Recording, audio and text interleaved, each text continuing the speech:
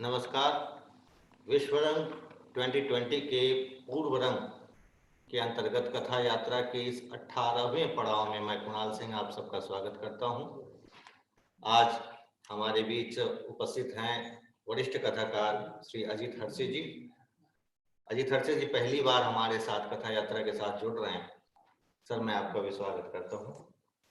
और इससे पहले हमारे साथ एक बार जुड़ चुके हैं, आज दूसरी बार उपस्थित हुए हैं वरिष्ठ रंगकर्मी श्री मुकेश शर्मा जी। मुकेश शर्मा जी, आपका भी स्वागत।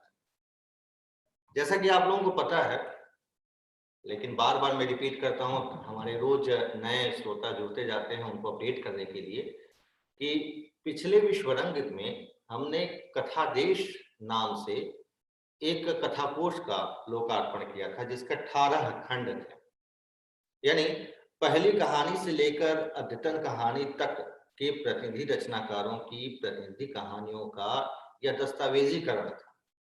18 खंड, जिसमें अंतिम 4 खंड युवा कहानी पर केंद्रित हैं।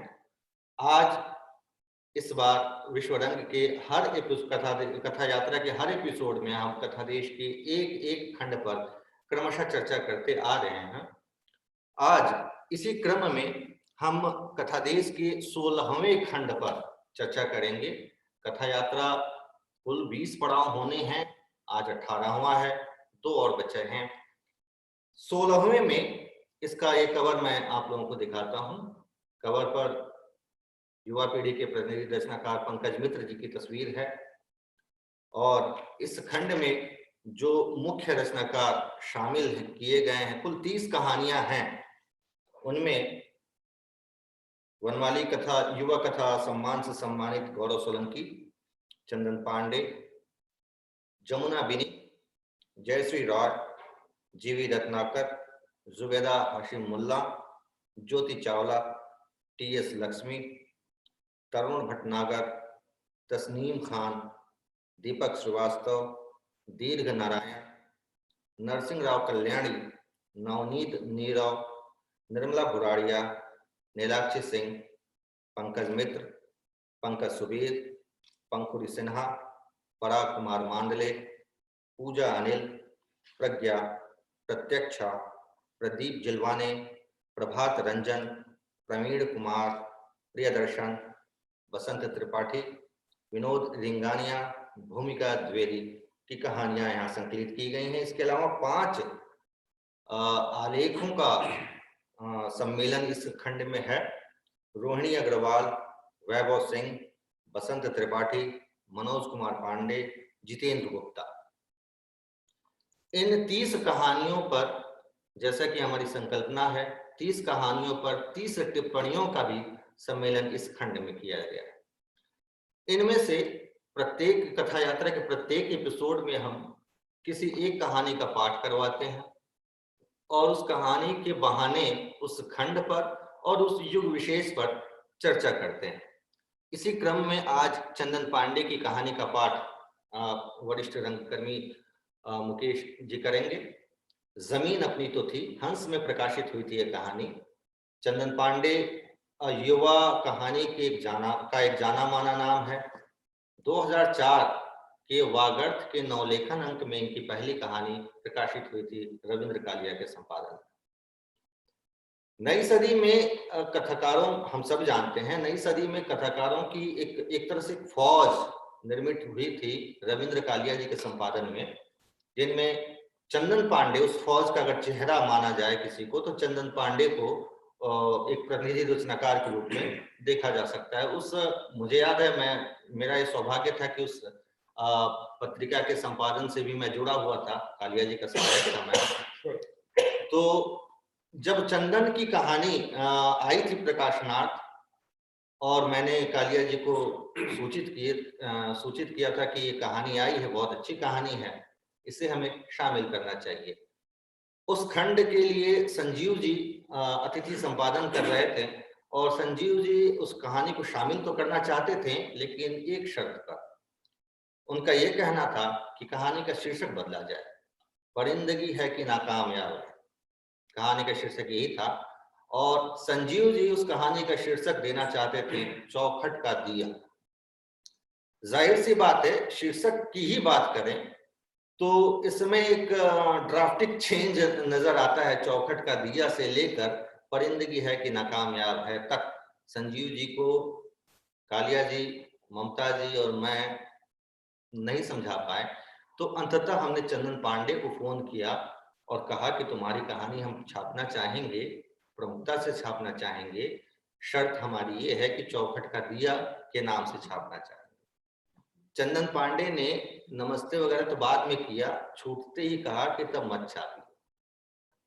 यह एक प्रसंग कालिया जी को एक संपादक के रूप में बड़ा भीतर तक खुश कर देने वाला था और उन्होंने, मुझे याद है कि उस पत्रिका के उस अंक का पूरा संपादकीय इसी प्रसंग पर लिखा था कि आज का कथाकार अपनी रचनाशीलता के प्रति कितना सचेत, सावधान और गंभीर है। जहां संपादक के पास एकमात्र छूट है कि आप इसे या तो स्वीकृत करें या ना करें। इसमें बदलाव की कुछ, हालांकि एक तरह से देखा जाए तो यह अभिमान हो सकता है, लेकिन चूंकि हमने यह नहीं कहा था कि हम आपकी कहानी को बहुत अच्छा बना देंगे, हमने सिर्फ ये कहा था कि हम इस कहानी में यह बदलाव लाना चाहते हैं। और चंदन का नट जाना, मना कर देना, वस्तुतः यह हो सकता है कि इस कहानी में और कोई बदलाव करना हो तो कीजिए, कम से कम ये बदलाव मत कीजिए कि शीर्षक चौखट का दिया दे। बहरहाल चंदन की रचनाशीलता तब से 2004 से 2020 तक मुसलसल जारी है। इसी वर्ष वैधानिक गल्प नाम से एक उनका उपन्यास आया है और पाठकों को यह बताते हुए मुझे बतौर लेखक खुशी हो रही है कि मात्र 2 महीने में उस उपन्यास का एक संस्करण भी, यानी जो लोग यह कहते हैं कि पाठकों की कमी है, लेखकों के पास पाठक नहीं है, क्या यह पुनर्विचार का समय नहीं है उनके लिए कि अगर पाठकों की कमी है तो वह उपन्यास जिसका हार्ड बाउंड एडिशन नहीं आया था कि सरकारी खरीद में निकल जाए, सिर्फ पेपरबैक एडिशन छपा था, वह 2 महीने में पूरा संस्करण खत्म हो जाना, जाहिर सी बात है कि पाठकों द्वारा ही खत्म हुआ। तो पाठकों की कमी नहीं है। हो सकता है कि चंदन पांडे जैसे जो लेखक हैं, जो आज के युग से सीधा सीधा तादाद में बनाते हैं और जिस खूबी से बनाते हैं, उसकी कमी हो। एक लेखक के रूप में मुझे भी या हम सबको पुनर्विचार की आवश्यकता है कि पाठक तो मौजूद हैं। चंदन का वह उपन्यास, उस पर मैं विस्तार से इसलिए मैंने बातें की क्योंकि उसका थीम और आज जो पढ़ी जाने वाली कहानी है जमीन अपनी तो थी, उसका थीम स्वभाव से काफी मेल खाते हैं दोनों रचनाओं के थीम। और वैधानिक गल्प में वो चीजें जरा विस्तार, चूंकि उपन्यास था तो जरा विस्तार से आई हैं वो चीजें। एक अभी अजित जी से बात हो रही थी, चंदन की कहानी का जो मूल स्वर इन्होंने एक पंक्ति में डिफाइन किया कि मूल स्वर है उसका पीड़ा। कहानी पढ़ लीजिए, फिर बातें करते हैं। इसी पीड़ा जहां मैंने अभी छोड़ा, उस पर आगे बढ़ाएंगे बातचीत को। फिलहाल मुकेश जी को मैं आमंत्रित करता हूं कि जमीन अपनी थी तो थी का पाठ करें। श्री मुकेश जी। धन्यवाद। जमीन अपनी तो थी, चंदन पांडे की कहानी। जून की कोई शाम थी जो चौतरफा घिर चुकी थी, पर अगली सुबह अनिकेत को दिल्ली होना था। बठिंडा के होटल से निकलते हुए उसे बीते दिन की तपिश का एहसास हुआ। होटल का मीटिंग हॉल पाबंद था, इस वजह से वहां लू और समाचार पूरे दिन नहीं पहुंच सके थे। अब सूर्य इस तरह डूब रहा था कि अनिकेत की परछाई बहुत लंबी होकर होटल की दीवार से टंगी हुई थी। दंगे के सबब मर्द मानुष कहीं नहीं थे, वरना शाम के इस वक्त परछाइयां भरपूर कुचली जाती। ऑफिस से खुश खुश निकले तो अनिकेत यह खेल अक्सर खेलता है, किसी की परछाई पर खड़ा हो जाता है। खास पसंद शाम पर पड़ती ऋतु की परछाइयां हैं। पंजाब हरियाणा की सेल्स रिव्यू मीटिंग खत्म हुई थी। हिंदू होने की बिना पर होटल बिल जमा करते हुए भी वो दंगे की नहीं, दिन की गर्मी के बारे में सोचता रहा। दिखने सुनने में वो सबका सबकी तरह दंगे के खिलाफ नजर आता था। जो सड़कों पर घट रहा था उसका उसे रंज था, पर दंगाई गतिविधियों से ज्यादा हैरान गर्मी कर रही थी। ऐसे मौसमों पर का आविष्कार अभी बाकी था जो आबादी देख और नारे सुनकर आया करे। शाम का रंग कुछ ऐसा था कि रिक्शे कहीं नहीं थे। सड़क के मुहाने पर कांच के टुकड़े बिखरे हुए थे। सूरज जबकि छिप चुका था, फिर भी हवा में बची हुई रोशनी और धरती से परावर्तित किरणें कांच के इन टुकड़ों से कई सारी रंगीनियां बिखेर रही थी। रोशनी की तेज चौंध से आंखें चुराते हुए अनिकेत ने पश्चिम की ओर देखा। जली हुई बस खड़ी थी। बस देखने के बाद उसे चिरायन महसूस हुई। जली हुई बस उसके लिए पुरानी पहेली सुलझा रही थी। हरदम से वो जानना चाहता था कि बसों का ढांचा आखिर कैसे तैयार होता है। दो कुत्ते जली हुई बस के साय में आराम फरमा रहे थे। अनिकेत को सड़क पर छोड़ने सुखपाल आया था, जिसकी औपचारिकताएं भी सहज लगती थी। उसने आज रुकने की बात सुझाई। कहा, आगरा और जयपुर टीम की मीटिंग बाद में भी होगी। अनिकेत को सेल्स मीट के बहाने ऋतु से मिलने जाना ही था। इसीलिए तय ये हुआ कि यहाँ से किसी निजी वाहन पर टंग कर पटियाला जाना होगा और वहां से रात के 10 बजे हरियाणा रोडवेज की एक बस पेहवा इस्माइलाबाद होते हुए दिल्ली जाती है। यह जगह शहर के बाहर थी। कैंचिया मोड़ पर पुलिस वाले जरूर थे, पर शाम के नाते जरा सी आवाजाही बढ़ गई थी। दूध का एक टैंकर और खुली हुई एक जीप आई। उसमें कुछ औरतें और बहुत सारी बकरियां थी। अनिकेत को ऐसी सवारियां साधने से परहेज न था, पर दोनों संगरूर तक ही जा रही थी। शाम चढ़ रही थी और इनका इंतजार बढ़ता जा रहा था। सुखपाल ने दिल लगी की, सर क्यों मुश्किल में पड़ते हो? कुछ उल्टा सीधा हो गया तो होने वाली भाभी को हम क्या मुंह दिखाएंगे? जैसा कि होता है, सेल्स टीम जल्द ही दुर्र्थी बातों पर उतर आती है। यहाँ भी 28 वर्षीय अनिकेत को लेकर डबल चलने लगा। तब तक एक कार आती हुई दिखी। हाथ दिया। कार चालक ने ऐसी तेज ब्रेक लगाई कि सड़क की चीख निकल गई। यह पूछते ही कि कार उनके ही हाथ देने से रुकी है, दोनों दौड़ पड़े। कार में दो जने थे, एक ड्राइवर साइड और दूसरा कंडक्टर साइड। सुखपाल ने उनसे बात की। उन्होंने सुखपाल से पूछा, जाना कहाँ है और क्या दोनों जा रहे हैं? जवाब में पटियाला सुनकर उन दोनों ने एक दूसरे को देखा और बताया कि वो भी पटियाले ही जा रहे हैं। कार के भीतर आते ही अनिकेत ने अपनी आंखें बंद कर राहत की दो छोटी छोटी सांस ली। खुशी से उसकी मुट्ठियां भींच गई। आंखें खोलकर सामने देखा तो पाया सामने जो आईना यानी रियर व्यू मिरर है, उसमें से दो जोड़ी आंखें उसे देखे जा रही थी, अपना। जब अनिकेत की निगाह आईने की उस नजरों से मिली, तब तक कार चल पड़ी थी। बठिंडा छूट रहा था और अगली सुबह उसे दिल्ली होना था। अनिकेत की नजर फिर सामने गई तो पाया कि आईने से वे दो जोड़ी आंखें अब भी उसी देखे जा रही हैं। उनकी आंखों में गंभीरता और अपरिचय का गहरा भाव दिख रहा था, निगूढ़। अनिकेत को भारी बेचैन होने लगी, पर उसने आंखों ही से मुस्कुराकर टाल दिया और खिड़की से बाहर देखने लगा। बाहर जो लाइलाज अंधेरा था, वो सुबह की रोशनी के इंतजार में पसरा हुआ था। सामने बैठे लोगों ने अपना परिचय दिया।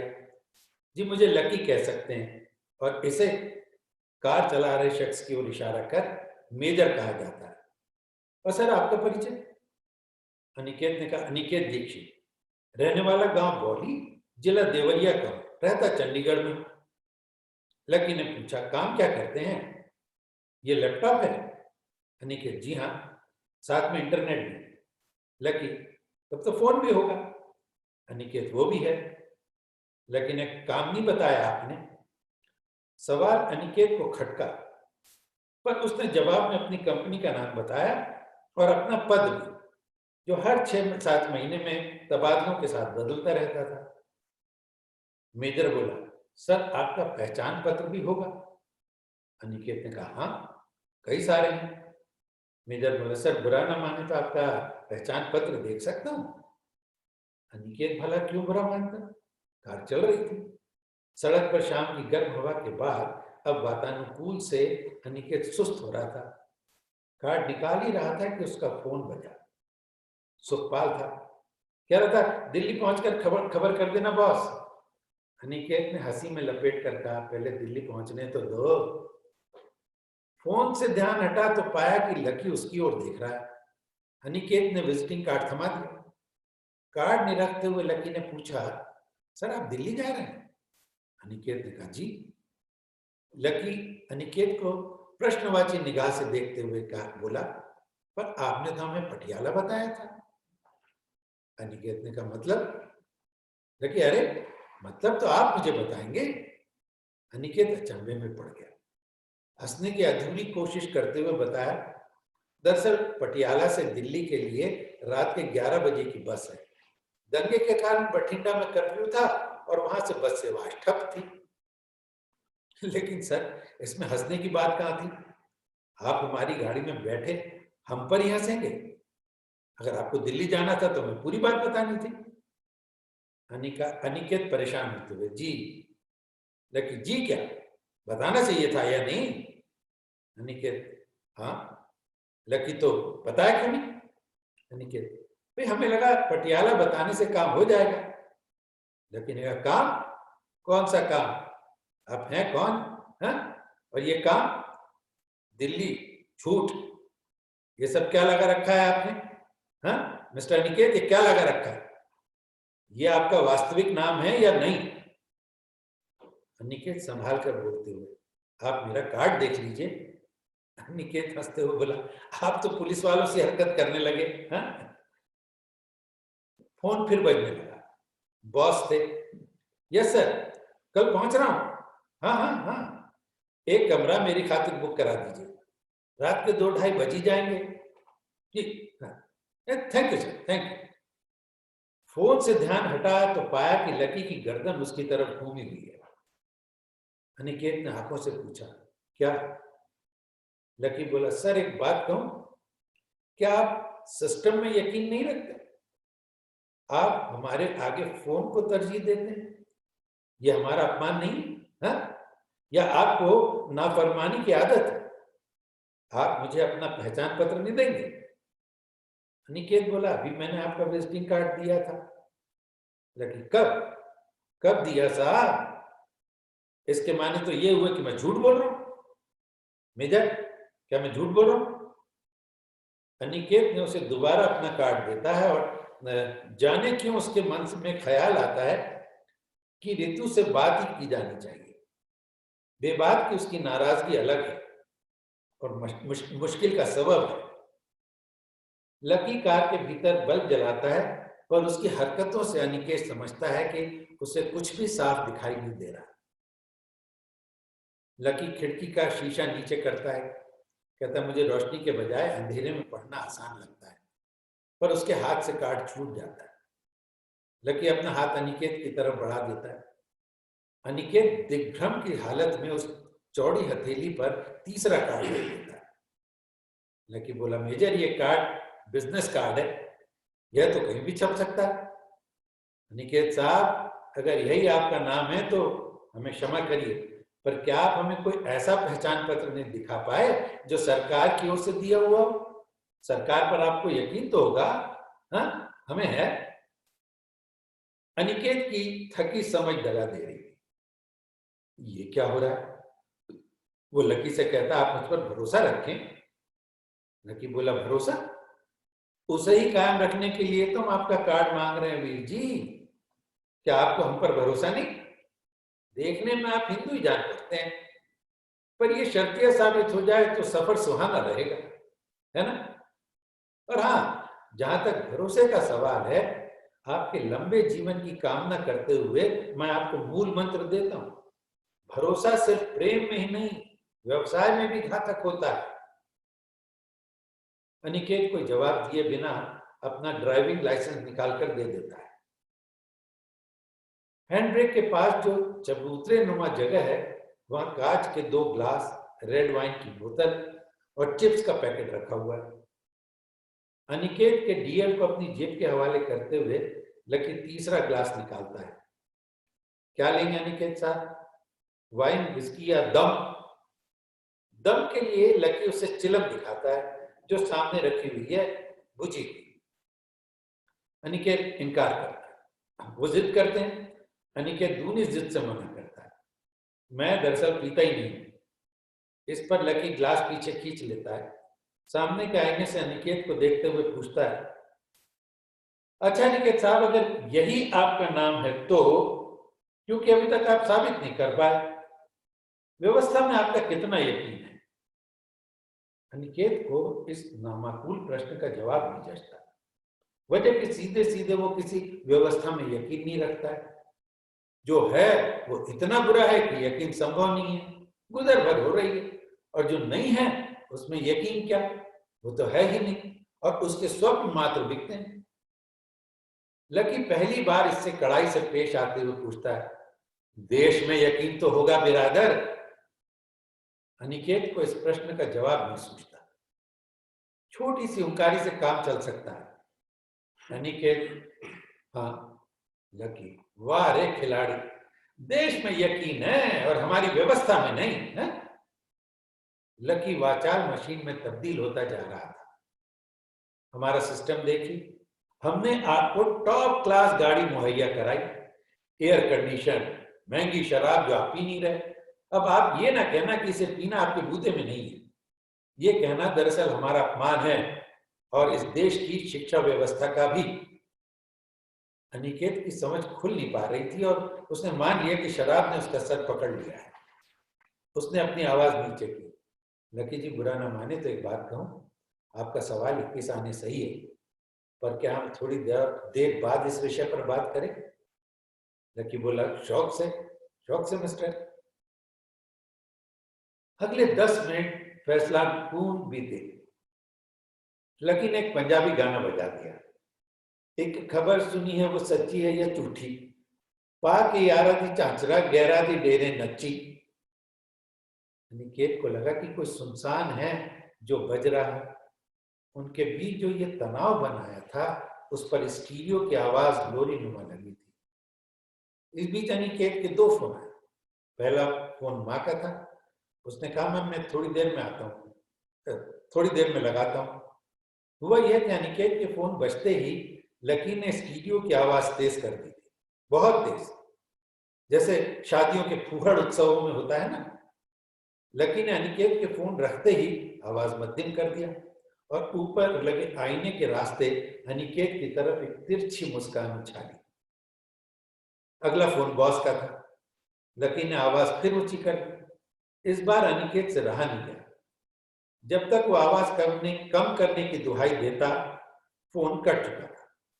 लकी ने आवाज नीचे कर दी। अनिकेत ने दोबारा फोन मिलाया और जैसे ही बात का मिसरा उठाया कि लकी ने इस बार आवाज बेहद तेज कर दी। आजीज आकर अनिकेत ने लकी को कंधे से पकड़ कर हिलाया। आप जानबूझकर मुझे परेशान कर रहे हैं मिस्टर। लकी के आदेश पर मेजर ने काले सुनसान में गाड़ी रोक दी। दोनों चुपचाप अनिकेत को देखते रहे, सामने के आईने से नहीं, बाकायदा पीछे घूमकर। 2 जोड़ी आंखों से लगातार घूरे जाना अनिकेत झेल नहीं पाया और वो खिड़की से बाहर झांकने लगा। बाहर अंधेरा था जो उसे बेबस कर रहा था। अचानक ही बोल पड़ा, लकी साहब, लिफ्ट देने के लिए शुक्रिया, आप मुझे यहीं छोड़ दीजिए। लकी कुछ कहे बिना गाड़ी से उतर गया। मेजर अलबत्ता उसे घूरता रहा। अनिकेत अपना सामान सहेजने लगा और लकी ने पीछे का दरवाजा खोल दिया। अनिकेत उतरने की तैयारी करने लगा। लैपटॉप बैग को आगे जैसे ही बढ़ाया, लकी ने गाड़ी का दरवाजा जोर से बंद कर दिया। ये सब इतनी तेजी और कारीगरी से हुआ कि अनिकेत सारा कुछ समझ गया। फाटक बंद होते ही मेजर ने सेंट्रल लॉक डाल दिया और उछलते हुए अनिकेत को गर्दन से जकड़ लिया। उन दोनों का संघर्ष तब तक चला जब तक कि लकी ने अनिकेत को पीछे की सीट में दबाकर 3-4 थप्पड़ नहीं लगा दिए। इस अपमान की वजह से वो निराचुप होकर उन दोनों को देखने लगा। लकी बोला, अनिकेत साहब, आपने खामखा मुद्दा बना दिया, चोट तो नहीं आई। मैंने आपको गाड़ी से उतर जाने दिया होता, पर आपका ड्राइविंग लाइसेंस मेरे पास था और उसे दिए बिना आपको जाने देना मुझे अच्छा नहीं लगता। फिर वह मेजर से मुखातिब हो गया, इन्होंने मुझे कंधे से छुआ भर था और तुमने इनकी गर्दन तोड़ दी। हाँ? अनिकेत उसी कैफियत में गिरा पड़ा था। उसके चेहरे पर हजारों हजार भाव की आवाजाही मची थी। अगर वो आईना देख पाता तो एक नई पहेली सुलझा देता। उसका अपना चेहरा तब कैसा दिखता है जब वो डरा हुआ, मस्तिष्क के उस हिस्से से जहां प्रेम के सुनहले फूल मुरझा रहे थे और टूट टूट कर गिर रहे थे, यह आभास उसे मिल रहा था कि एक आखिरी बार रीतू से बात हो ही जाए। उसी मस्तिष्क का एक बड़ा हिस्सा जो माँ के फोन से अभी उभरा नहीं था, कह रहा था कि दरअसल लकी सही है, उससे ही कोई चूक हो गई और लकी ने वाकई ड्राइविंग लाइसेंस देने के लिए दरवाजा बंद किया था। वो संभलने लगा। गीत गजल बंद हो चुके थे। कार की गति नहीं से नहीं तो कम से कम 110 या 120 किलोमीटर प्रति घंटे की थी। ऑस्ट्रिया में मारे गए संत के कारण जो दंगे हिंदुस्तानी पंजाब में दुर्गंध की तरह फैले थे, उसका सीधा असर इस कार की गति पर दिख रहा था कि यह कार सूटा सूट भागे जा रही थी। प्रभाव का ऐसा नियम अनिकेत ने आज तक नहीं देखा था। संत की हत्या से कार की गति प्रभावित, वो खुद को दूसरे तीसरे ख्यालों में ले जाना चाहता था। इन दिनों सुखद जीवन का एक सूत्र यह भी था कि बार बार आप खुद ही से कोई गलती ढूंढे ताकि उसका निवारण भी अपने हाथ में हो। लकी ने चिप्स का पैकेट पीछे बढ़ाया। अनिकेत ने चिप्स मुंह में लगाया ही था कि लकी हंस पड़ा। अनिकेत साहब, आपने हमारा नमक खा लिया है। अनिकेत भी हंसने लगा। अभी गाड़ी संगरूर से गुजर रही थी। हद से हद घंटे भर का सफर और था। लकी ने कुछ याद आने जैसी मुद्रा बनाई और कहा, चलिए आपकी पहचान का सवाल भी हल कर देते हैं। अच्छा सच सच बताइए, आप हिंदू हैं या मुसलमान हैं या ईसाई या और कुछ? अनिकेत ने कहा, हिंदू हूं सर। सर सर कहकर शर्मिंदा ना करें। फिर भी हिंदू हैं तो दंगे के दिन बाहर सड़क पर क्या कर रहे थे? अनिकेत बोला, मैं हिंदू होने के साथ निजी ही सही पर एक संस्था का मुलाजिम भी हूं। आज हमारे पंजाब टीम की मासिक बैठक थी और कल दिल्ली में होना मेरे लिए अनिवार्य है। लकी बोला, ऐसा कोई सबूत? कल की मीटिंग का? दिल्ली को तुम सब ने आसान टारगेट समझ रखा है और इस देश की जनता को मूर्ख। कहीं तुम बठिंडा इस खातिर तो नहीं आए थे कि पावर प्लांट उड़ाने की योजना बना सको? इतना कहकर लकी ने एक मझोली मुस्की मार दी। Just kidding, don't mind. पर आप खुद बताइए, क्या मेरे सवाल गलत है या गैर जरूरी? अनिकेत ने सहमति जताई तो लकी खुश हुआ और राहत की सांस ली। कहा, प्रश्न स्थापित करना सर्वाधिक कठिन और महत्वपूर्ण होता है मिस्टर। और अब जब मेरा सवाल आपके अनुसार सही है तो कृपया जवाब दें, जल्द से भी जल्द। अनिकेत बार बार खींच रहा था और हर बार कठिन प्रयत्नों से खुद को संभाल रहा था। वो ऐसी चूक नहीं करना चाहता था जिससे सामने वाले नाराज हो जाएं। फिर भी बोल पड़ा, कैसा सवाल? लकी बोला, आपकी पहचान का। संकट तो बस पहचान का ही होता है।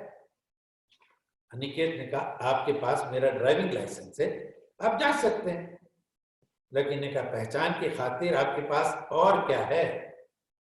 अनिकेत, वह मतदाता पहचान पत्र है, पैन कार्ड है। लकी मेजर से, मेजर यार वो बांग्लादेशी तुझे याद है जिसकी लंगोट से 2 मतदाता पहचान पत्र बरामद हुए थे? मेजर कोई जवाब नहीं देता, गाड़ी की रफ्तार जरूर बढ़ा देता है। लकी अनिकेत से, साहब दिल पर मत लेना, आपने मतदाता पहचान पत्र का जिक्र किया तो बांग्लादेशी याद आ गए। वैसे आप कुछ और बताइए, कैसे साबित करेंगे कि आप अनिकेत हैं, कि आप हिंदू हैं? कि आप किसी प्राइवेट फर्म में मैनेजर हैं, कि आप दिल्ली किसी मीटिंग में जा रहे हैं जो अगर आपका कहा माने तो आतंकवादी संगठन की मीटिंग नहीं है। कैसे, बताइए कैसे? अनिकेत की सांस उखड़ चुकी थी। पूछा, आप लोग मुझसे क्या चाहते हैं? लेकिन एक मामूली सवाल का जवाब। अनिकेत ने कहा, सर आपको इन कागजातों पर भरोसा करना चाहिए। यहां अनिकेत जरा ठहरा, आफत की सांस लेकर बोल पड़ा, आखिर यही सवाल आपसे हो तो आप क्या जवाब देंगे? अब बताइए, मैं भी वैसे ही साबित करने की कोशिश करूं। लकी ने कहा, पहली और आखिरी बात मिस्टर अनिकेत कि हमसे यह सवाल पूछा नहीं जा सकता, क्योंकि यह सिस्टम हमारा है, हमने इसे तैयार किया है। इतनी लंबी गाड़ी, शराब, संगीत, गति, मुफ्त का सफर, ये सब हमने आपको दिया है, इसलिए हमसे कोई प्रश्न नहीं करता और ना बनता। इस देश से जो दिन दहाड़े आपकी जमीन की जरा बड़ी कीमत देकर आपसे खरीद लेता है, आप उस लाखों रुपए में इस कदर डूबते उतराते हैं कि नशा उतरते ही आपके पास जीने का कोई साधन नहीं बचता। ऐसे सिस्टम से आप सवाल पूछ सकते हैं? नहीं पूछ सकते। अलबत्ता वो कभी भी आपको उठा ले जाएंगे और कुछ भी पूछेंगे। आप मेरी बात को अन्यथा ना ले बंधु।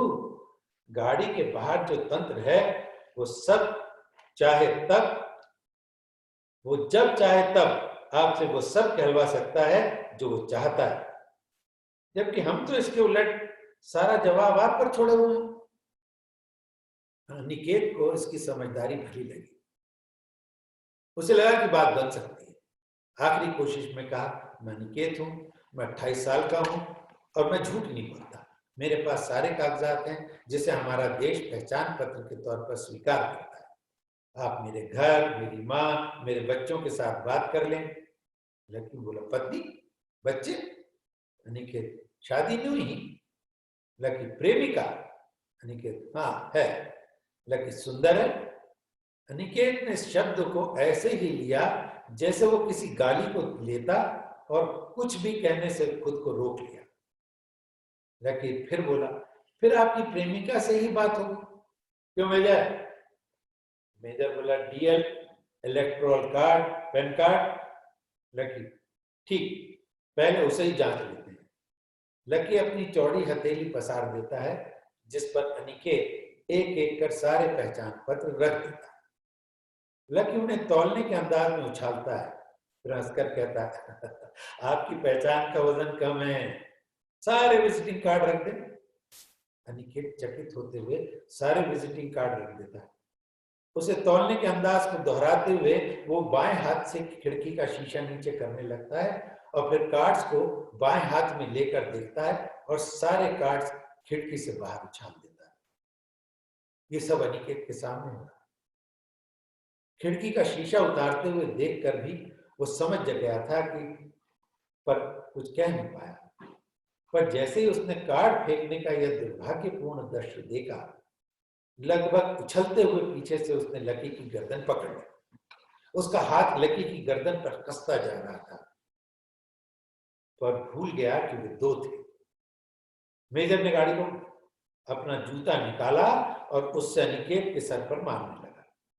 दोनों ने उसे इस तरह खींच लिया था कि अनिकेत का पैर पिछली सीट पर और सर हैंडब्रेक के पास था। मेजर अनिकेत को तब तक जूते से पीटता रहा जब तक कि लकी संभल नहीं गया। उन दोनों ने पुनः अनिकेत को पिछली सीट पर बिठाया, पर अब अनिकेत के दोनों पैर मजबूत रस्से से बंधे हुए थे। अनिकेत की खातिर इस सृष्टि की देह पर जो दृश्य बच रहा था वो यह कि अनिकेत का दायां हाथ मेजर के हाथ में था और बायां लकी के हाथ में। अनिकेत का चेहरा दुख के चिन्ह में बदल चुका था और लकी अफसोस जता रहा था कि अनिकेत को कार्ड्स की बात दिल पर नहीं लेनी चाहिए। लकी ने थोड़ा समय लिया और लहजे को नर्म करते हुए बोला, अनिकेत साहब, हम आपके किसी एक हाथ का मुट्ठा तोड़ने वाले हैं। यह सुनना था कि अनिकेत ने पूरे जोर से अपना हाथ छुड़ाना चाहा, पर उन दोनों की पकड़ मजबूत थी। इतने कम समय में यह सब हो रहा था, फिर भी अनिकेत ने सारी कोशिश कर ली। नाकाम जोर आजमाइश, सब कुछ न्यौछावर कर देने की विनती। उसे लग रहा था कि शोर उसे बचा सकता है, पर लकी एंड कंपनी भी लामकसद नहीं थी। मेरी बात सुनो अनिकेत, प्लीज प्लीज शांत बैठिए, वरना हम आपके दोनों हाथ तोड़ देंगे। अनिकेत पर शायद लकी की बात का असर हुआ या क्या हुआ कि वो स्थिर हो गया। उसके शरीर का नस नस किसी रस्सी की तरह तन चुका था और समय किसी अकुशल नट की तरह उस पर खड़ा था। अंग टूटने के अनुभव से वह सर्वथा अनजान था। लकी और मेजर आपसी बहस में उलझे थे कि कौन से अंगूठे पर जोर लगाया जाए। मेजर ने कहा, इसका मंगलवार व्रत है। यह सुनना भर था कि लकी ने अनिकेत दीक्षित के बाएं हाथ का अंगूठा मोड़कर उसे तोड़ दिया। फिर तो जो हुआ वो ये लगा कि उसकी चीख से कार की छत फट जाएगी। उन दोनों ने अनिकेत का हाथ छोड़ दिया था। वो बीच की जगह में बेहोश गिरा हुआ था। बांस की खपच्चियां और क्रेप बैंडेज से अनिकेत का अंगूठा बांधने के बाद लकी ने उसके सर पर धार फोड़कर पानी गिराया। रोशनी इतनी नहीं थी कि कूल्हे की कोई नीली नस ढूंढकर इंजेक्शन लगाया जाए, इसलिए लकी ने न्यूरोबियम 500 mg से भरा पूरा एक इंजेक्शन अनिकेत की दाहिनी बाह में उड़ेल दिया। आखिरकार अनिकेत को होश आया। दर्द इतना था कि हथेली से कंधे तक की सारी नसें फटी जा रही थी, पर उसकी कराहट दर्द और अपमान दोनों के लिए थी। लकी ने अपने तय अनिकेत का इलाज किया था। हालांकि दाहिनी बाह की सूजन बाएं के मुकाबले कम थी, फिर भी अनिकेत दाहिनी बाह तक उठा नहीं पा रहा था। उसे अफसोस हुआ था कि बजाय उसने मेजर की गर्दन पकड़ी होती, लकी के बजाय उसने मेजर की गर्दन पकड़ी होती। ऐसा करने पर संभावना यह थी कि कार किसी पेड़ से टकरा गई होती या सड़क के किनारे गड्ढे में चली गई होती। वो पीछे बैठा था, जिस कारण उसे चोट आने की संभावना कम ही थी, पर हिंसा उसके मूल भाव में नहीं थी, इसीलिए ही वो ऐसी गलतियां करता गया। यह अफसोस अनिकेत के भीतर कहीं ऐसी गुम चोट कर गया कि वो रोने लगा। बेकल कर देने वाली रुलाई। वो रोना इतना करुण था कि सामने बैठे सज्जन भी विचलित हो गए और लकी ने बचे हुए सारे अंगूठे तोड़ने की धमकी देकर उसे चुप कराया। अब उसे एहसास हो रहा था कि वो अपना जीवन अपने लोगों को किस शिद्दत से चाहता है। अब तक वो अपने साथ कितनी लापरवाहियां करता रहा। 28 की औसत उम्र में वह अफसोस और गलतियों का कारखाना बन चुका था। वह बेतरह सोच रहा था कि ऋतु से ज्यादा उसे ऋतु की आजादी से प्रेम करना चाहिए था। जो झगड़े उनके बीच प्रेमिक शुरुआत थे, अब जी का जंजाल बन गए थे। उसे समझ आ रहा था कि तानों से अपना काम निकालने का जो तरीका उसने अपनाया वो असफल रहा। उसे खुद से बहुत उम्मीदें थी और अब एक एक कर उसके मस्तिष्क के सभी कोने आंतरों से वो उम्मीदें अपनी अधूरेपन के अफसोस में फन उठा रही थी। मां पर तो यह दांव नहीं खेला जा सकता, पर अनिकेत के चेहरे की जो हालत हो चुकी थी, उसे देखकर उसकी मां के अलावे कोई पहचान लेता, इसकी संभावना काफी कम थी। रोने से उसकी आंखें बाहर निकल आई। चेहरे का जो रंग हुआ था, उस रंग की संज्ञा का आविष्कार अभी बाकी था। ललाट और बाकी के किनारे सरदर्द से सूज गए थे। लकी ने कहा, हमने तय किया है कि आपके लखते जिगर से आपकी पहचान की पड़ताल करेंगे, इजाजत दे। अनिकेत की बाहों में इतनी भी कुव्वत नहीं बची थी कि फोन उठाकर उन्हें दे दे, इसलिए लकी ने पीछे पलटकर अनिकेत की जेब से फोन निकाल लिया। अनिकेत था कि लकी की आंखों में देखे जा रहा था। लकी ने हंसी बिखेरते हुए मेजर से कहा, मेजर, मुझे डराया जा रहा है। अनिकेत का फोन लकी स्कैन करने लगा। मैसेज बॉक्स में पहला ही संदेश ऋतु का था, जिसे लकी सस्वर पढ़ रहा था और अनिकेत चुप बैठा हुआ था, बेभाव, बेशिकन। उन दोनों ने आपस ही में पढ़ना शुरू किया। पढ़कर कभी मुस्कुराते, कभी ठट्ठा पढ़ते और कभी सिसकारियां भरने लगते। 5 एक मिनट बीते होंगे कि लकी ने गुस्से में उबलते हुए कहा, शर्म आती मुझे इस देश की नौजवान पीढ़ी पर, ऐसी ही भाषा सिखाई गई है आपके घर आंगन में? हाँ? अनिकेत ने कुछ नहीं कहा, अपने भीतर कहीं अपलक देखता रहा। लकी बोला, रिंग जा रही है पर कोई फोन उठा नहीं रहा, कहीं आपका प्रेम भी आपकी पहचान की तरह झूठा तो नहीं है? हाँ? लकी ने रितु का नंबर देखा और सोचते हुए कहा, नंबर तो भारत का ही लगता है, क्यों अनिकेत साहब? अब अनिकेत ने कहा, ऑफिस में होगी। लकी बोला, रात वाला व्यवसाय है क्या? ये कहकर दोनों हंस पड़े। अनिकेत, बीपीओ, बीपीओ का नाम सुना होगा आप सबने। लकी ने कहा, खूब सुना है, खूब सुना है, सॉरी सॉरी, अगर हमारा मजाक अच्छा न लगा हो तो सॉरी, रियली सॉरी, पर आप हमें अपमानित करने वाले सवाल पूछकर बाएं हाथ का अंगूठा सहलाने पर मजबूर न करें। हाँ, संयोग या दुर्योग एक भ्रम है जिस पर भरोसा इंसानियत और मसलहत दोनों का तकाजा होता है। इसका असर यह हुआ कि अनिकेत ने समर्पण कर दिया। लकी रितु को फोन पर फोन लगाया जा रहा था, पर अनिकेत जानता था कि फोन क्यों नहीं उठा रही है।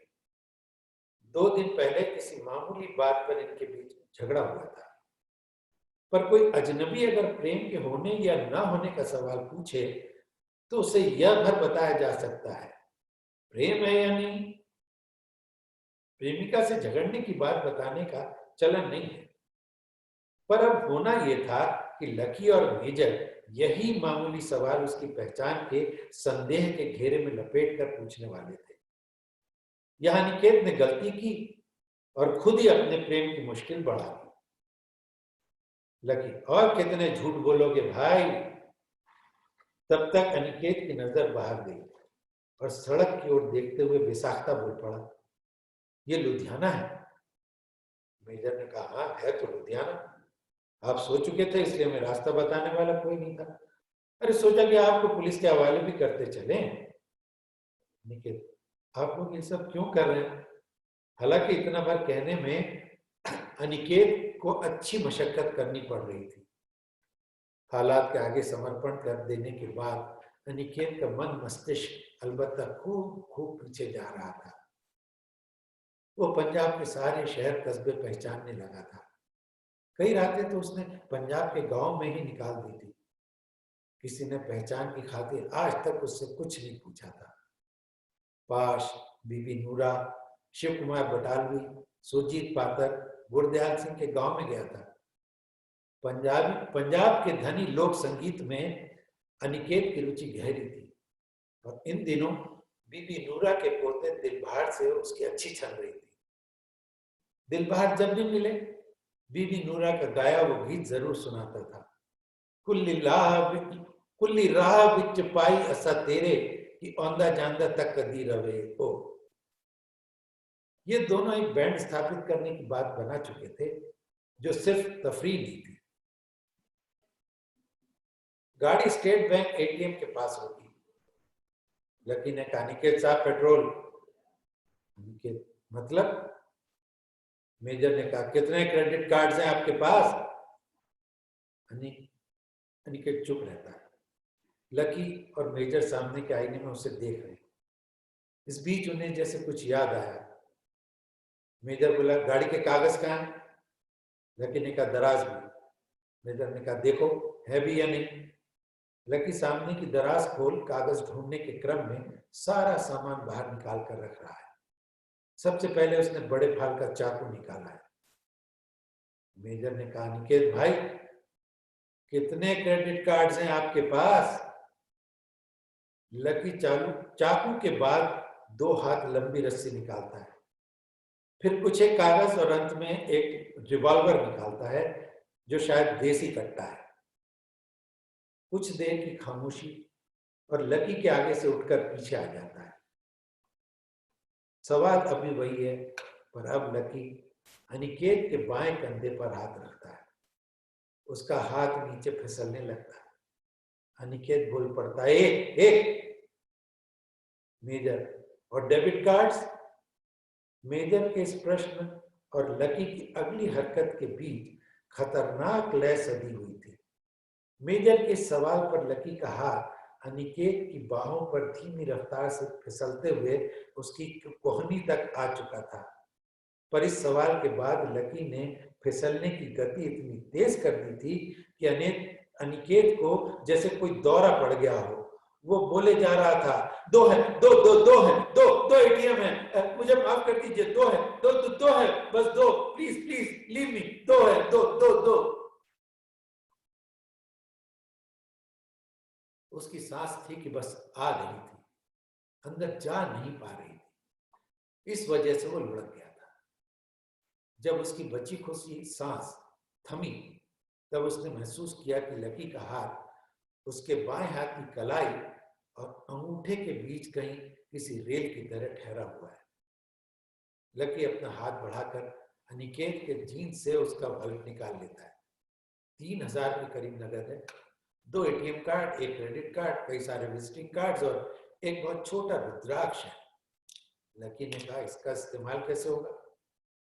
अनिकेत की आंखों पर धुंध छाई हुई है। दर्द इतना है कि वो कहता है, मुझे डॉक्टर के पास ले चलो। फिर उसे अपने अंगूठे का ख्याल आता है और अब लकी के सवालों का जवाब देना चाहता है, पर रुद्राक्ष वाली घटना की रील उसके मन में दौड़ जाती है।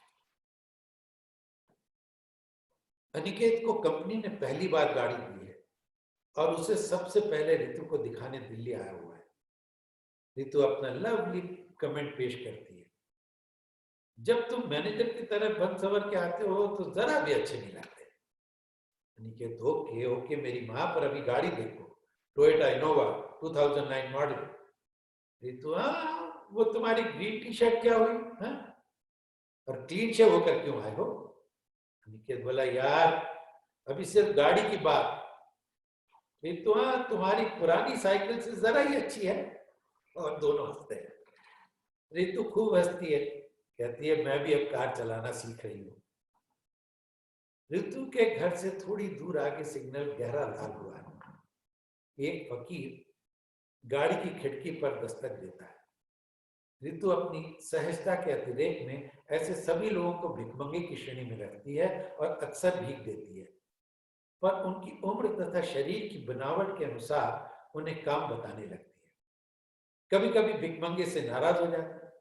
एक ने तो रितु का सिक्का लौटा भी दिया था। खुद को दुनिया की सबसे होशियारी जीव समझने वाली बेहद भोली रितु समझ नहीं पाती कि उसकी समझाइशों में नाराज होने वाली कौन सी बात है, ना? वो फकीर इन दोनों की जोड़ी सलामत रहने जैसे आशीर्वाद देता है और मोर पंख से अनिकेत का सर भी सहलाता है। इस पर रितु हंसकर कहती है, अरे मैनेजर साहब के बाल बिगाड़ दिए भाई तुमने। अनिकेत फकीर की बातों से बेइंतहा खुश होकर उसे 20 रुपए देता है और बदले में फकीर अपनी वाली पर उतर आता है। फकीर रितु के लिए रुद्राक्ष देता है, कहता है, इसे हर वक्त अपनी जेब में रखना। पर अपनी रितु किसी फकीर से कम तो नहीं, कहते, जाओ बाबा अपना काम करो, ये सब फंटूशगिरी किसी और पर निकालो। अनिकेत जैसे तैसे उसे मनाता है, फकीर को नहीं, रितु को।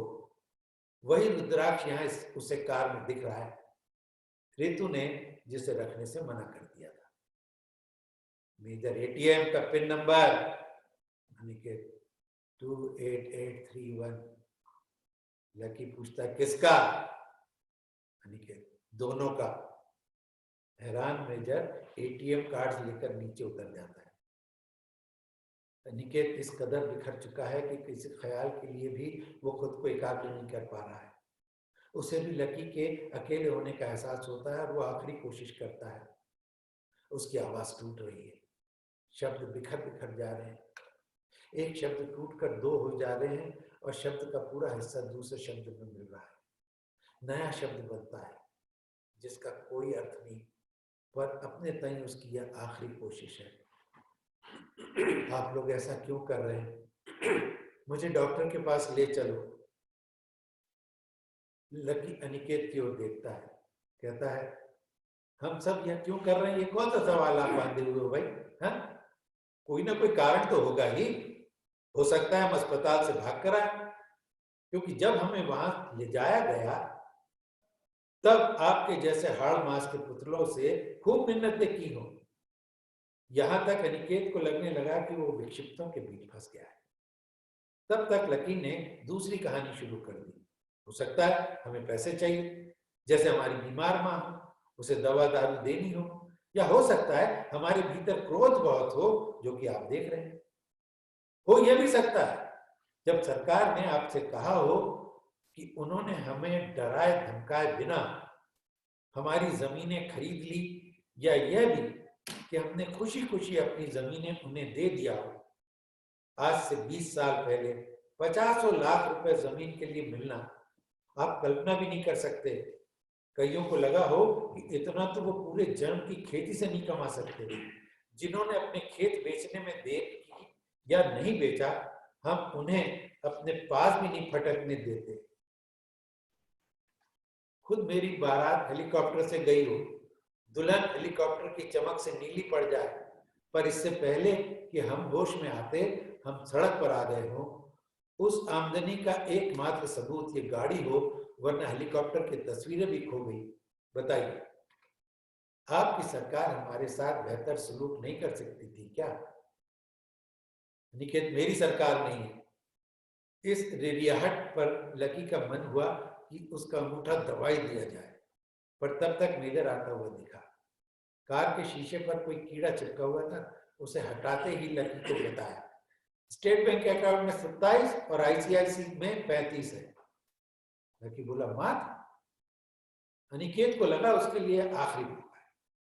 बता दिया कि 1 तारीख को मेरी तनख्वाह आ जाती है, आप उसे रख लेना, और क्रेडिट कार्ड भी है, लैपटॉप है, मोबाइल है, कपड़े हैं।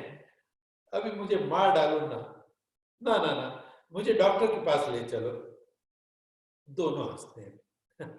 अनिकेत से लैपटॉप और बैकपैक लेकर पीछे डिक्की में डाल देता है। दूसरा उसका जूता उतार लेते हैं, मोजे भी, पैर का बंधन खोलते हैं, पैंट उतार कर फिर बांध देते हैं। उसे लगता है कि शर्ट उतारते हुए वो लोग उसके दर्द का ख्याल रखेंगे, पर नहीं रखते। और फिर जो अनिकेत की दशा होती है वो मरे हुए इंसान के बराबर है। अनिकेत की आवाज जो किसी गूंज में तब्दील हो चुकी है, उसे खुद समझ में नहीं आती, पर वो कहता है, सारा कुछ तो ले चुके, अब मुझे यहीं छोड़ दो। लकी कहता है, thanks for your money and everything, पर अभी तो आपकी शिनाख्त बाकी है मेरे दोस्त। ये मुल्क हमारा है। कार दौड़ रही है और अनिकेत के भीतर सब कुछ सूख चुका है। डर और चिंता से अलग जीने भर के लिए जो मामूली साहस चाहिए, वो भी अनिकेत को छोड़ चुका है। उम्मीद की लकीर धुआं धुआं दिख रही थी। उसका फोन लाउड स्पीकर पर डालकर लकी रितु को फोन मिलाया जा रहा था और कह रहा था, अनिकेत साहब, आपको प्रेम की बाबत झूठ नहीं बोलना चाहिए था। अनिकेत के पास इतनी भी क्षमता भी नहीं बची थी कि वो चुप रहने का भी निर्णय ले, पर उसकी जबान नहीं फूटी। फोन रितु नहीं उठा रही थी। सब कुछ ले चुकने के बाद दोनों की बेचैनी बढ़ती जा रही थी। कार अब जीटी रोड पर थी और 2 सवारियां देखकर लकी ने फोन रख दिया। कहा, अनिकेत साहब, अब बता भी दो, कौन हो आप? पता नहीं किसका नंबर दिया है, और हम सच्ची पुलिस के पचड़ों में नहीं पड़ना चाहते। अनिकेत अब भी इनके इशारे नहीं समझ रहा था। कहने लगा, मेरा फोन नंबर देख, वो नहीं उठाएगी, उसे एक एसएमएस कर दो। लकी मुस्कुराया, कहा, मान लो अभी हम तुम्हारी हत्या करें, उसके ठीक पहले तुम किससे बात करना चाहोगे? अपनी मृत्यु के बाबत विचार मात्र से वो चिढ़ गया। उसकी समझ ही में नहीं आया कि सामने वाला ऐसा क्यों कह रहा है। अब उनके कहे पर इसे भरोसा हो गया था। पहली बार उसने ये सोचा कि वो मर भी सकता है। उसने अपने स्वप्निल जीवन के कितने चंदोबे तान रखे थे। इस भय को आत्मसात करने में उसे कई मिनट लग गए। मृत्यु के खौफ से उसकी लुटी हुई चैतन्यता वापस आ रही थी। सड़क और अंधेरा सब साफ साफ दिख रहे थे। अब जितना भी उसका जीवन बचा था, वो समझ नहीं पा रहा था कि उस मामूली समय में वो क्या क्या कर डाले, क्या क्या सोच डाले। उधर जैसे ही लकी ने उसके बाएं हाथ पर अपना हाथ रखा, वो बोल पड़ा, रितु से, रितु से। लकी बोला, गुड बाय। जानते हो मेजर, ये पहला शिकार है जिसने मारने का मन नहीं हो रहा, जिसे मारने का मन नहीं हो रहा। अनिकेत ने फिर रितु को फोन मिलाया, पर रितु थी कि फोन ही नहीं उठा रही थी। अनिकेत यही चाहता था। अनिकेत जानता था कि रितु उससे नाराज है और उसका फोन नहीं उठाने वाली। अब जब तक वो किसी बहाने से उसे मना न लेगा, दिल्ली जाकर उदास मेल लिखकर पैर की चोट उभरने की बात का बहाना लेकर बुलाया जाए, वरना तब तक वो नाराज रहेगी और अब यही खासियत अनिकेत की जान बचा सकती है। अगर इसी तरह सुबह हो गई तो यह इनके संबंध का सबसे बुरा हिस्सा था, जो इतना कारगर साबित हो सकता था। तो सोचो जरा, अच्छा कितना अच्छा होगा। अनिकेत को जब ये सिहरता हुआ ख्याल आया तो उसने अपने आप को समेट कर कहा, लकी तुम जो कहो मैं करने के लिए तैयार हूं। जो मांगो मेरी सारी जमीन जायदाद में अपने शरीर का जूता बनाकर आप लोगों के पैरों में पहनाऊंगा, पर प्लीज प्लीज मुझे जिंदा यहीं उतार दो। तुम्हारा बहुत एहसान होगा। मैं पुलिस में नहीं जाऊंगा, मेरा भरोसा करो। ऋतु के फोन नहीं उठाने की खीज लकी के चेहरे पर दिख रही थी। लकी अनिकेत से, तुम्हारे जैसे नामुराद जीवन के आखिरी मौके पर माँ पिता को छोड़कर प्रेमिका से बात करना चाहते हैं और तुम जिंदा रहना चाहते हो। ये बताओ, दिल्ली में क्या उड़ाने का इरादा है? बठिंडा पावर प्लांट क्यों आए थे? क्या चाहते हो तुम लोग? अनिकेत की खींच छलक जाती। लकी से कहता, मैं भी उतना ही देश का हूं जितना तुम हो, मैं लुटेरा नहीं हूं। अनिकेत का बायां हाथ लकी धीरे से अपने हाथ में ले लेता है। इतने मात्र से अनिकेत का चेहरा विद्रूप हो गया। लकी अनिकेत से, हम लुटेरे हैं? अनिकेत, नहीं नहीं। लकी, कौन लुटेरा है? लकी मेजर से, गाड़ी कच्ची पर उतार। लकी अब अनिकेत से कहता है, लुटेरा कौन है? अनिकेत मन ही मन ये भाबता है कि लकी ने रितु को फोन मिलाना बंद कर दिया है और उसने अपनी सांस रोक ली है। लकी अनिकेत के अंगूठे को छूना शुरू करता है, पूछता है, बठिंडा क्यों आए थे? हाँ, दंगे के दिन बाहर क्या कर रहे थे? अनिकेत अपनी बात पूरी भी नहीं कर पाता कि लकी उसका अंगूठा खींच देता है। चीख रुलाई तो दरकिनार करिए, अनिकेत वहीं के वहीं गिर जाता है, होश बाकी है। लकी अनिकेत से कहता है, बठिंडे क्यों आए थे? अनिकेत के शब्द नहीं फूट रहे हैं। पायदान की धूल उसके मुंह पर चहलकदमी कर रही है। लकी के हाथ में वो बांह अब भी है। अनिकेत लकी से, बठिंडे ही क्यों? अनिकेत समर्पण कर देता है, कहता पावर प्लांट के लिए। लकी उसका हाथ जोर से फर्श पर पटक देता है। मेजर से गालिबन अंदाज में कहता है, क्यों? मैं ना कहता था।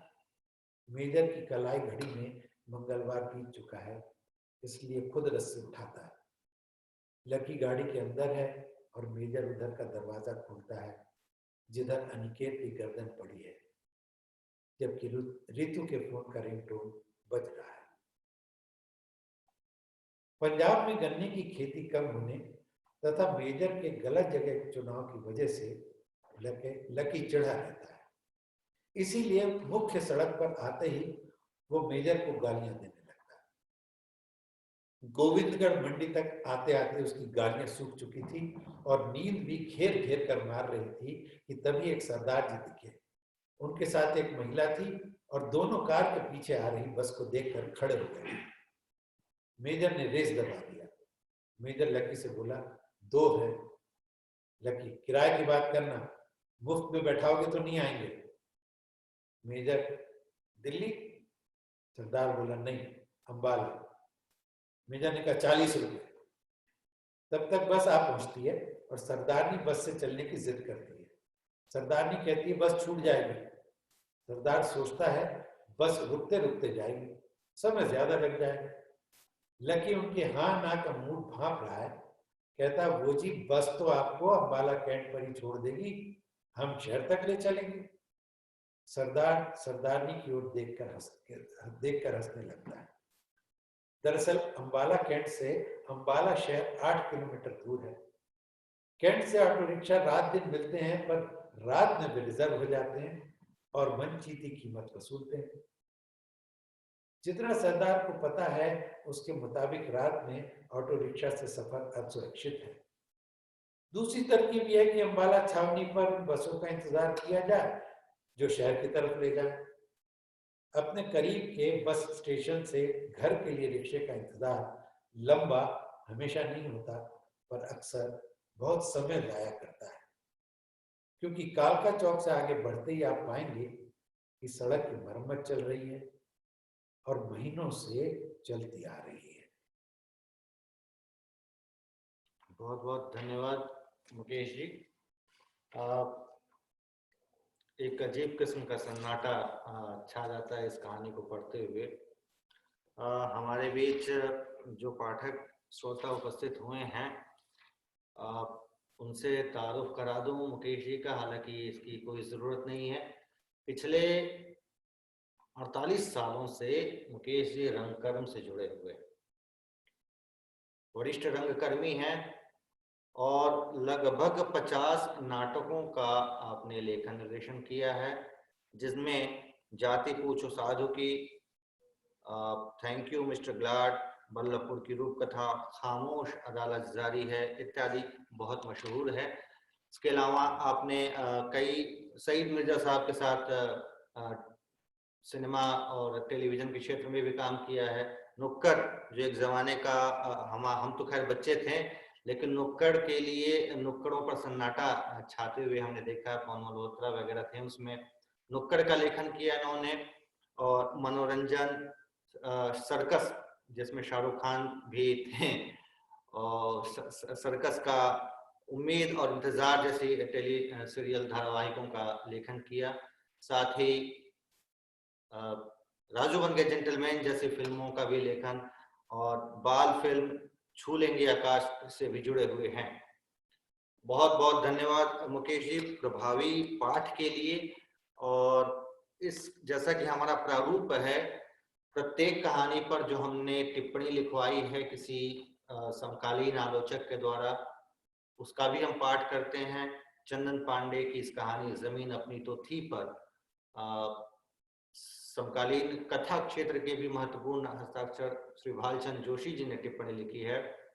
आपकी सहूलियत के लिए मैं इसे पढ़ देता हूं। चंदन पांडे की कहानी पर भालचंद जोशी की टिप्पणी। कहानी का एक पाठ लेखक का होता है और एक पाठक का। जरूरी नहीं कि दोनों में साम्य हो। साम्य होने पर पाठकीय तसल्ली बड़ी हो जाती है। लेखक को भी इसी साम्य तसल्ली की तलाश रहती है, रहनी चाहिए। कहानी अपनी निजता में एक भिन्न भावबोध की निर्मित करती चलती है। ऐसे में कहानी एक अकारण के विमर्श से भी बच जाती है। जब कहानी अपने रचना समय में लेखक की आंख बचाकर एक और कहानी रच लेती है, तो रचना में इस अंतरपाठ के लिए द्वार खुला छोड़ देती है। रचना पाठ के दौरान कभी पाठक यह दरवाजा देख लेता है, कभी यह अलक्षित रह जाता है। यदि अलक्षित रह जाता है तो यह लेखक के पाठ या रचना की दिक्कत है। चंदन पांडे की कहानी जमीन अपनी तो थी अपने पाठ में एक मनोविज्ञान का प्रति संसार रचती है। कहानी में यह मनोवैज्ञानिक दृष्टि और उपस्थिति एलाचंद जोशी की मनोविज्ञान कथा रचना से भिन्न है। यह मनोवैज्ञानिक दृष्टि कथा के बंध खोलने में प्रकटतः कोई मदद नहीं करती है। मनोविज्ञान का दखल ही कहानी कथा रचाव भूमि के लिए विस्तार लिए। फिर धीरे धीरे यह प्रभाव कहानी को अपने आधिपत्य में ले लेता है। चंदन पांडे भाषा की अपेक्षा शिल्प पर ज्यादा भरोसा करते हैं, इसलिए यहाँ मनोविज्ञान भाषा में नहीं, शिल्प सौंदर्य से मुखातिब है। लेखक के लिए भूमंडलीकरण की जटिलताएं और उसके उत्तर समय की विभीषिकाएं अपरिचित नहीं है। इसलिए बहुराष्ट्रीय कंपनियों का प्रवेश, गर्जन और इस कोलाहल में लुटता पिटता कमजोर या कृषक की दुर्दशा अनसुना रह जाता है, और यही इस दौर का क्रूर सच है। मजदूरों किसानों की मार्मिक पीड़ा जिस आक्रामकता के दृश्य मजदूरों किसानों की मार्मिक पीड़ा जिस आक्रामकता के दृश्य हैं, वे जरूरी भी लगते हैं और करुण भी। इन दृश्यों की कारुणिकता दोहरी हो जाती है क्योंकि रचना पर एक जटिल मनोवैज्ञानिक शिल्प संरचना का मोहक दबाव है। लेखक के पास इस मोहक दबाव को स्वीकारने की सहज अभिलाषा भी है, क्योंकि इससे कहानी की निरंतरता का भार शिल्प संरचना पर। कहानी इस शिल्प में महज गति इसलिए भी पकड़ पाती है क्योंकि रचना में चुस्त वाक्य हैं, नाटकीय और स्तब्ध कर देने वाले दृश्यों की श्रृंखला में रहस्यात्मक और मनोवैज्ञानिक वाक्य पूरी दक्षता के साथ मौजूद है। इन वाक्यों की खूबसूरती यह है कि ये असंबद्ध से लगने पर भी रचना के सूत्र जोड़ने की प्रक्रिया में रत रहते हैं। लेकिन एक प्रश्न फिर भी कहानी के केंद्र में रहता है कि एक वैध आक्रोश के उपरांत लकी और मेजर के प्रतिकार की दिशा क्या है। रोष की जन्मभूमि और प्रतिकार के प्रकटन के द्वंद्वात्मक रिश्तों को जिस मनोवैज्ञानिक कथा संरचना के कंधों पर यह कहानी धरी है, उसके कर्तव्य निर्वहन में कोई कोताही नहीं है। यह कहानी और लेखक दोनों के लिए शुभ सूचना है। नई पीढ़ी के पास भी आज के समय को देखने परखने और उसकी जटिलता के बंध खोलने की इच्छा शक्ति है। कला के सूत्र भी हैं। एक भिन्न सा लगने वाला कथा शिल्प विकसित हो रहा है। चंदन पांडे इस कथा कौशल का खूबसूरती से इस्तेमाल भी करते हैं। वे पूरी दक्षता से कथा में प्रमाणित भी करते हैं कि जो दृश्य घटित है या कहानी में घटित हो रहा है वह कहानी की परिधि से दूर हो सकता है, लेकिन जीवन की परिधि से नहीं। इस रोष में वे पूरे समय के रोष की खनक समेट लेता है। यह बात और है कि उसे इस बात की तसल्ली भी चाहिए कि कहानी से ही पंक्ति ली इन्होंने, देखने में आप हिंदू ही जान पड़ते हैं, पर यह शर्तिया साबित हो जाए तो सफर सुहावना होगा। तो क्या सिर्फ सफर कार के सफर की बात हो रही है? कहानी की जमीन पर जितने भी पात्र रूबरू होते हैं, प्रकट में वे भटकाव में लगते हैं, लेकिन असल संकट इस जमीन की सलामती और पहचान का है। लकी का यह प्रश्न कहानी की आंतरिक पहचान की करुणा है कि संकट तो बस पहचान का ही होता है। भालचंद जोशी जी को भी अप्रत्यक्ष रूप से धन्यवाद ज्ञापित करता हूँ इस टिप्पणी के लिए। युवा पीढ़ी में, जैसा कि मैंने कहा, चंदन पांडे एक सशक्त नाम है और उनकी इस कहानी से यह स्वतः प्रमाणित है कि ऐसा क्यों है। चंदन अपनी पीढ़ी के प्रतिनिधि रचनाकार हैं, तो क्यों है? एक अजीब किस्म का तनाव बुनना और उसे बनाए रखना, ये दोनों ही काम चंदन बखूबी करते हैं और किए जाते हैं। चंदन, जैसा कि मैंने कहा, अजीत जी के हवाले कहा कि चंदन की रचनाशीलता का केंद्र एक अजीब किस्म की पीड़ा है, बल्कि और आगे बढ़ के कहें तो एक ऐसी क्रूरता है जो आज के समय ने हमें देखने को मजबूर किया है जिसे, और जो हमारा सच बनकर, हमारी नियति बनकर हमारे सामने उपस्थित होता है।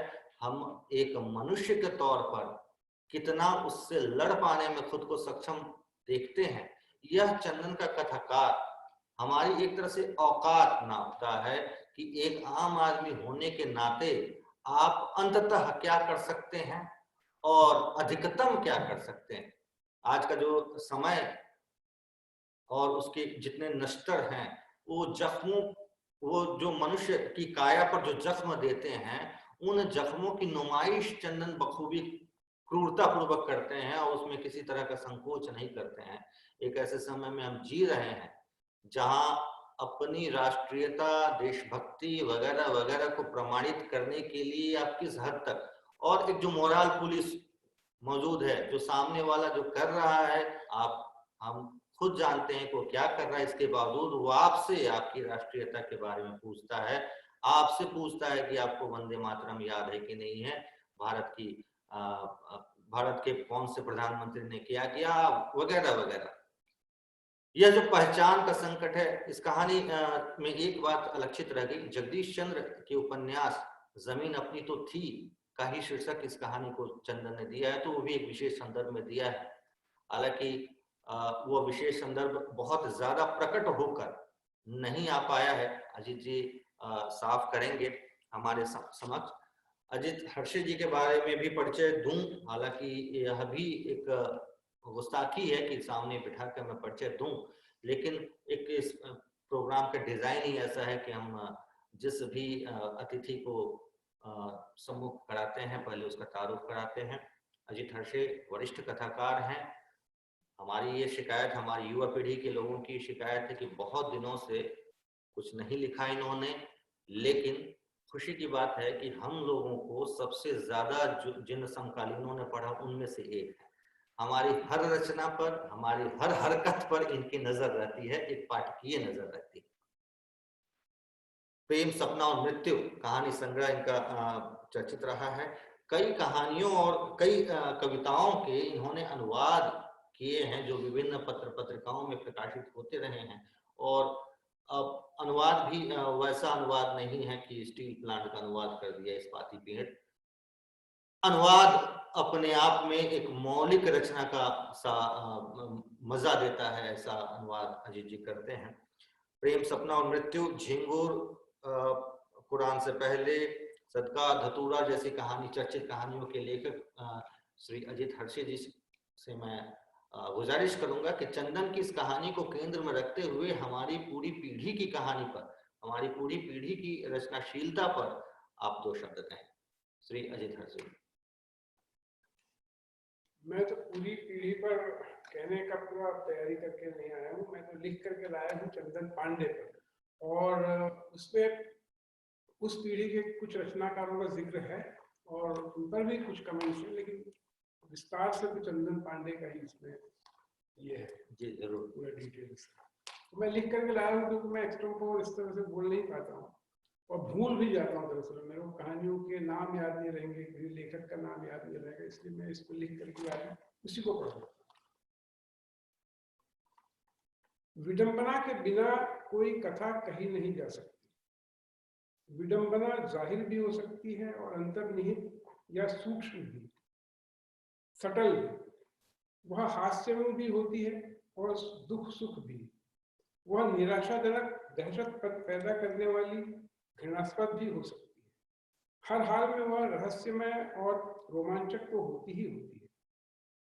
कथा पढ़ते समय आपके मन में लगातार अरे अच्छा तो यह बात है, ऐसा क्यों, जैसे ख्याल आने चाहिए। यह मूल शर्त पूरी करने के बाद कथा हमें तब अच्छी लगती है जब एक वह हमें यथार्थ लगती है, अर्थात उसमें कथा का आंतरिक लॉजिक होता है। काल्पनिक कथाओं का भी अपना लॉजिक होता है जिन्हें फैंटेसी कहते हैं, और अगर उसमें असंभव घटनाएं घट रही हैं या उनके पात्रों की शक्लें अजीबोगरीब हैं और उनकी हरकतें भी अविश्वसनीय हैं, तो उनका भी अपना एक आंतरिक लॉजिक होता है। अगर हनुमान पहाड़ उठाकर लाते हैं तो हमें पता है कि वह अतुलित बलशाली हैं, भगवान भी हैं, ऐसा कर सकते हैं। पंचतंत्र में जानवर, पेड़, फूल सब बोल सकते हैं, इसका भी लॉजिक है। दूसरा कारण है कथा हमें तब अच्छी लगती है जब उसके पात्र हमें अपने जैसे लगते हैं, अर्थात ऐसे जिनसे हम तादाद में स्थापित कर सकें। विडंबना के अलावा अगर कथा में ये दो चीजें नहीं हैं तो वह हमें प्रभावित नहीं करती। दिक्कत यह है कि आज जिस समाज में हम हैं वहां यथार्थ स्वयं ही विडंबनापूर्ण हो गया है। जीवन में ही वह विडंबन पैदा हो गया है, रच बस गया है।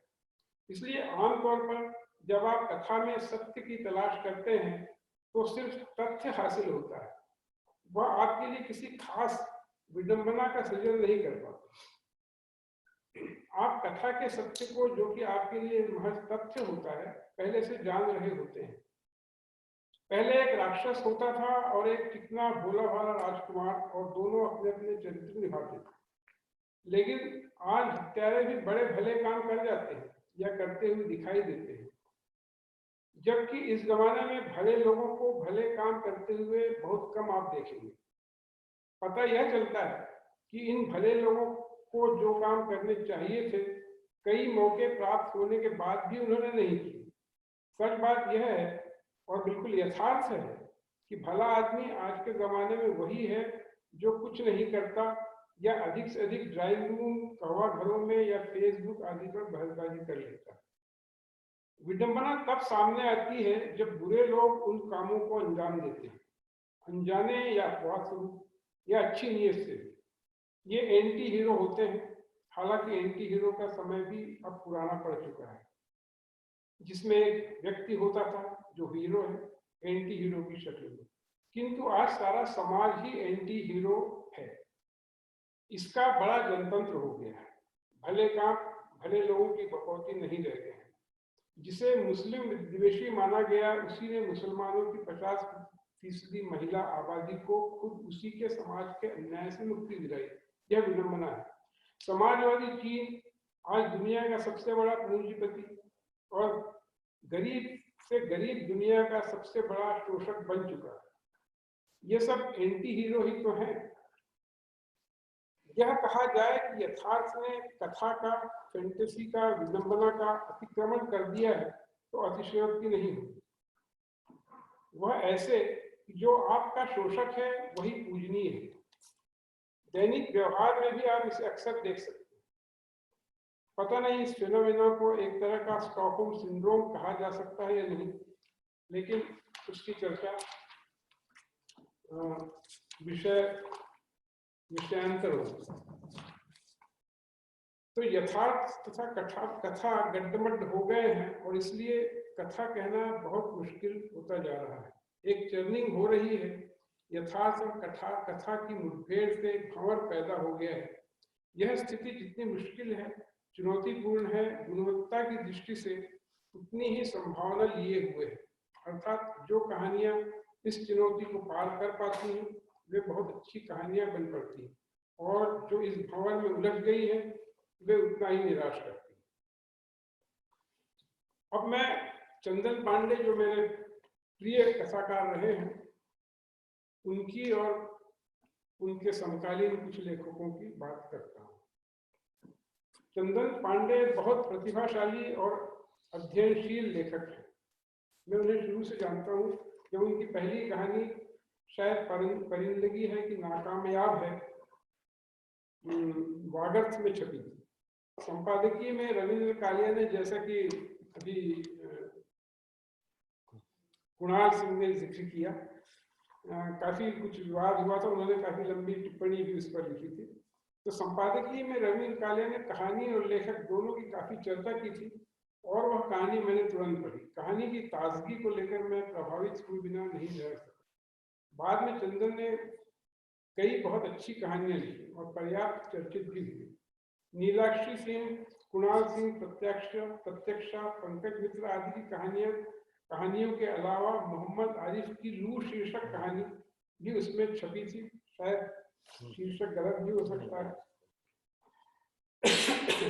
जिसकी चर्चा काफी समय तक होती रही और मुझे भी बहुत अच्छी लगती रही। शशि भूषण द्विवेदी, विमल चंद्र पांडे, गौरव सोलंकी इत्यादि इसमें नहीं थे या मुझे याद नहीं है, लेकिन इन सभी लेखकों की बहुत सी कहानियां मुझे बहुत पसंद है और उसी दौरान मैंने इन लोगों से परिचय प्राप्त किया था। उसके बाद कई पत्रिकाओं ने कई नवलेखन अंक निकाले और ज्ञानोदय में आने के बाद रविंद्र कालिया जी ने भी और इसी तरह के अंक निकाले। दिक्कत यह हुई कि इस बार में बहुत सा कचरा भी बाहर निकला। युवा लेखकों ने सोचा कि मौका अच्छा है और थोक के भाव लिखा, लेकिन उनमें गिनती की कहानियां ही उल्लेखनीय दिखाई देती हैं। हालांकि मैं यह दावे से नहीं कह सकता हूँ क्योंकि इतनी सारी कहानियां पढ़ना मेरे लिए संभव नहीं था। इसीलिए आज 10-15 साल बाद कुछ ही लेखक रह गए हैं जो आज भी चर्चा में बने हुए हैं और चंदन पांडे उनमें से प्रमुख हैं। चंदन पांडे के 2 संग्रह मैंने पढ़े हैं और कुछ कहानियां हिंदी समय से निकाल कर भी पढ़ी हैं। इसके अलावा एक उपन्यास पढ़ा है, वैधानिक दल। उनकी 4-5 कहानियों की अक्सर सबसे अधिक चर्चा होती है, जो कि मुझे भी विशेष रूप से पसंद है। मैं उनमें से 2 कहानियों और उपन्यास का जिक्र करूंगा, विस्तार से करूंगा। उसके बाद चंदन की अन्य कहानियों पर भी कुछ बात रखूंगा। भूलना भूलना निम्न मध्य वर्ग का एक परिवार है जिसकी आशाएं अपने एक सदस्य नैरेटर का छोटा भाई गुलशन पर टिकी हुई है। बाप और नैरेटर और बहन भी छोटे मोटे काम करके किसी तरह घर का खर्च चला रहे हैं और साथ ही गुलशन को पढ़ा भी रहे हैं। दुर्भाग्य से एक हादसे में उसकी देखने और सुनने की शक्ति का लोप हो जाता है, फिर भी उनकी कोशिश जारी है। वह दिन रात पढ़ता है और परिवार भी उसे किसी तरह का व्यवधान न हो इसलिए उससे कम से कम बातचीत करता है। गुलशन भी परिवार के किसी मामले में कोई दिलचस्पी नहीं लेता जिसे परिवार के लोग अच्छा मानते हैं कि वह अपना सारा ध्यान पढ़ाई में लगाए हुए है। विडंबना यह है कि उनके बीच संवाद धीरे धीरे इतना कम हो जाता है कि वे लोग उसे भूलने लगते हैं। यहाँ तक कि बाथरूम की तरफ जाता भाई उन्हें परछाई दिखाई देता है और वे उसे आतंकवादी समझकर बाथरूम का दरवाजा बंद कर देते हैं। देश भर में वह आतंकवाद का चरम समय है और इनके घर का शोर सुनकर भीड़ लग जाती है। यहाँ तक कि पुलिस आ जाती है और भाई को बाथरूम से निकालकर थाने ले जाती है। उन्हें रोज अधिक से अधिक आतंकवादियों को गिरफ्तार करने का टारगेट भी मिला है। यह गरीब परिवार जब तक किसी तरह उसे छुड़ा पाता, पुलिस की जानकियों से भाई अर्धविकसित हो चुका है। वर्तमान में भाई एक कोने में पड़ा रहता है और पूरी तरह अन्य सदस्यों की सहायता पर निर्भर है। अंत में एक युवा नक्सली की गिरफ्तारी का छोटा सा नोट है। सत्ता के दबाव में भ्रष्ट लाल फीताशाही किसी भी बेगुनाह को किसी भी जुर्म में पकड़ सकती है और उसके साथ कुछ भी कर सकती है। इसके बाद जिसे उपन्यास कहा गया है, वैधानिक दल, उस पर मैं टिप्पणी करना चाहता हूँ।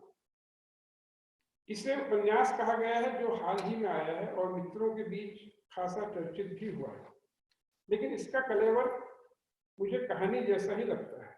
शीर्षक से भी मुझे असहमति है। उपन्यास में जो कथ्य है वह दरअसल यथार्थ ही है और वह विधान सम्मत है, वैधानिक है। इस यथार्थ के साये में ही हमें जिंदगी बितानी है, इसलिए इसे गल्प नहीं कहा जा सकता। यह वैधानिक किस्सा या गल्प नहीं बल्कि धारदार और वैधानिक सच्चाई है जिसे चंदन ने गल्पबद्ध किया। एक इंटरव्यू में चंदन इस शीर्षक पर अपनी उधेड़-बुन के बारे में भी चर्चा करते हैं। बेहतरीन और सटीक शीर्षक की खोज की खपत उन्हें शुरू से रहा है। शीर्षक कहना कैसा होना चाहिए, इस पर शायद उन्होंने कहीं लिखा भी है। इस उपन्यास पर मैंने एक और बात नोटिस की। एक अल्पसंख्यक को बचाने के लिए दूसरा अल्पसंख्यक जान की बाजी लगा देते हैं और बहुसंख्यक इस घटना की महज पड़ताल करने आया है। वह भी इस कारण से कि वह उस अल्पसंख्यक की पत्नी उसकी पूर्व प्रेमिका है। अगर वह नहीं होती या नहीं होता तो शायद वह और पत्नी मिलकर यह खबर पढ़ते, लव जिहाद पर चर्चा करते, उसे सच मानते। परंतु सत्य यह भी है, इतिहास में भी यह इसी प्रकार से दर्ज होता। भावी पीढ़ियां भी इसे यथार्थ मानती, क्योंकि अखबार के हर पाठक ने यह उपन्यास नहीं पढ़ा।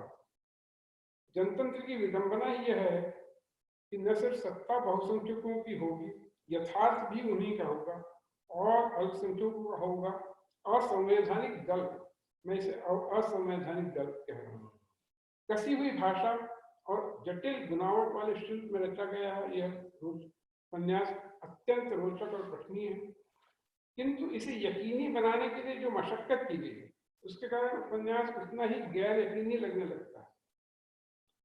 पहली बात तो यह कि हिंदू मुस्लिम प्रेमियों को विवाह के बाद गुड़गांव, दिल्ली जैसे शहर से अधिक पूर्वी उत्तर प्रदेश का एक अनजाना गांव अधिक सुरक्षित लगेगा, इस पर विश्वास करना कठिन है। फिर वहां इतने छोटे से गांव में हमारे नाट्यकर्मी नायक को आधुनिक नाटक करने के लिए न सिर्फ अच्छी खासी टीम मिल जाती, बल्कि उनकी चेतना और संवेदनशीलता रोजी रोटी जैसी गांव की परेशानियों से निपटने की जद्दोजहद से अधिक आधुनिक विदेशी नाटकों को और मुक्तिबोध जैसे कवियों को पढ़ने की ओर उन्मुख होगी, यह भी विश्वास करने योग्य नहीं। इसके बाद है परिंदगी है कि नाकामयाब है, जो कि मेरी सबसे प्रिय कहानी है, चंदन की पहली कहानी है और सबसे अधिक चर्चित कहानी भी है ये। शायद यह चंदन की पहली कहानी है। मुझे यह उनकी सबसे उल्लेखनीय कहानी लगती है जो मुझे बहुत प्रिय है। दो बहनें हैं, सीता और गीता। गीता बहुत सीधी और कमजोर सी है, सीता चालाक और मजबूत। माँ की मृत्यु हो चुकी है, सीता की शादी कहीं बड़े घर में हुई है, जबकि गीता को एक शराबी पति मिला। घर के बंटवारे पर पिता और चाचा सारी जमीन गीता को देना चाहते हैं, लेकिन सीता अपने ससुराल वालों के साथ मिलकर चाचा और पिता का कत्ल करवा देती है। वह किसी तरह गीता को भी अपने रास्ते से हटाना चाहती है। गीता रास्ते से हटती भी है, लेकिन जमीन के सारे कागजात नष्ट करने के बाद जमीन किसी को नहीं मिलती और उसे हथियाने के चक्कर में एक के बाद एक हत्या होती है। इस कहानी में बाकायदा विलन और हीरोइन होते हुए भी यह हमारे पतनशील समाज की बात कहती है, क्योंकि जिस तरह से इसे लिखा गया है उसमें हीरो और विलन गौण हो जाते हैं और समाज का असली चेहरा सामने आता है। दरअसल इस कहानी का शीर्षक चंदन की सभी अच्छी कहानियों को, मुख्य कहानियों को दिया जा सकता है। जैसे रेखा चित्र में धोखे की भूमिका में नारायण नामक परिंदे को कोई जगह, कोई पेड़ या कोई मुंडेर विश्राम के लिए नहीं मिली और वो आकाश में फड़फड़ाता, आखिर दम तोड़ देता है। नकार में भी नायिका की मंजिल पर पहुंचने पर मंजिल स्वयं उसे सहारा देने से इनकार कर देती है और जमीन तो अपनी थी का परिंदा नायक जाल में फंसने पर समझ नहीं पाता कि वह जाल में फंस चुका है। जब समझता है तो खुद कहता है कि मुझे छोड़ दो, मैं खुद मरने के लिए तैयार हूँ, और चलकर फांसी के फंदे की ओर चल पड़ता है। चंदन पांडे को मैं एडगर एलन पो और गोगोल की परंपरा का कथाकार मानता हूँ। इस परंपरा में कई विदेशी कहानीकारों का नाम लिया जा सकता है। भुवनेश्वर की कहानी भेड़िए भी याद आती है।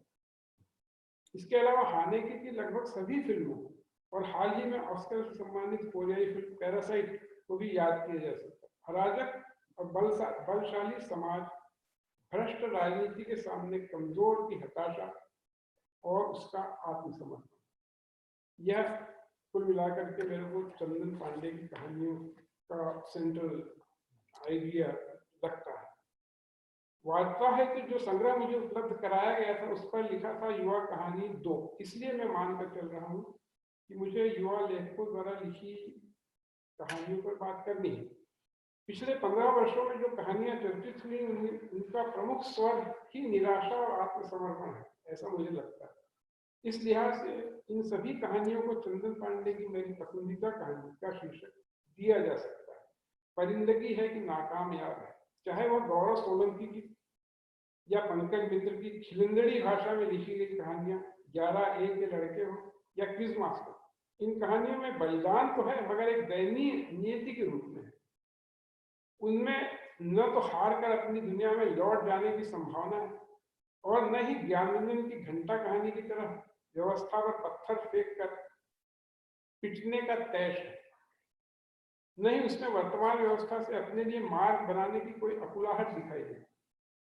नारी मुक्तिवादी युवा कहानियों में भी एक तरह की प्रतिहिंसा नजर आती है। विद्रोह में दलित साहित्य में भी यही स्थिति होगी ऐसा मुझे लगता है। मैंने अलग से दलित साहित्य को हिंदी साहित्य में दलित साहित्य को अलग से इस तरह से नहीं पढ़ाया गया, दलित साहित्य इस दृष्टिकोण से नहीं पढ़ा।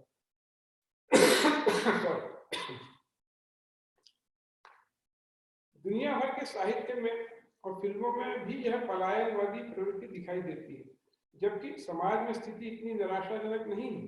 कम से कम भारतीय समाज में स्त्रियों और दलितों ने पिछले 75 साल में न सिर्फ प्रतिरोध किया है बल्कि कई सम्मानजनक जीतें भी उनके खातों में दर्ज। कहीं ऐसा तो नहीं कि खुद लेखकों ने व्यवस्था के सामने समर्पण कर दिया हो। इसका उत्तर तो युवा कहानीकार स्वयं देंगे। ये मेरी टिप्पणी है, कितनी मतलब पॉजिटिव है या निगेटिव है आप खुद जज करें। नहीं सर, ये बहुत ही सुचिंतित टिप्पणी है। खासकर कुछ स्थापनाएं तो बहुत कोट की जाने लायक हैं, जैसे चंदन पांडे की समस्त रचनाशीलता को अगर कोई एक शीर्षक के अंतर्गत बांधना तो जाहिर सी बात है कि परिंदगी है कि नाकामयाब है। और बल्कि आपने इससे भी बढ़ के एक स्थापना दी कि मोटे तौर पे आज की जो युवा पीढ़ी है और उसकी जो चर्चित कहानियां हैं, उन पर भी मोटे तौर पे यह शीर्षक लागू किया जा सकता है। निश्चित रूप से चंदन पांडे के बहाने युवा पीढ़ी पे ये सारी बातें लागू होती हैं। वस्तुतः यह जो आपकी टिप्पणी थी अपने स्वरूप में एक वचनात्मक होते हुए भी वो बहुवचनात्मक थी। बहुत सारे लोगों पे वो लागू जस का तस अक्षरशः लागू होने वाली चीज थी।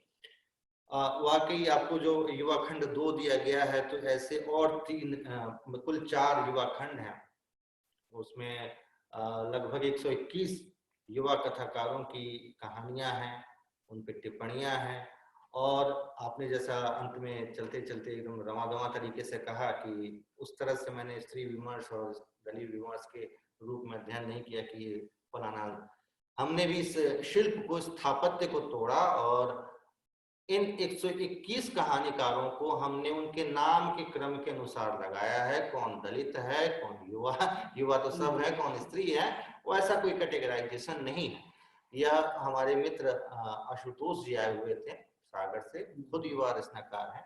उन्होंने इस तरफ इशारा किया कि यह एक इस तरह का कैटलॉग बनाना भी एक अच्छा, किसी तरह के पूर्वाग्रह से हीन होकर, दूर होकर हमारे लिए अजय नावलिया की जो स्थिति है वही पंकज मित्र की है, वही अल्पना मिश्र की।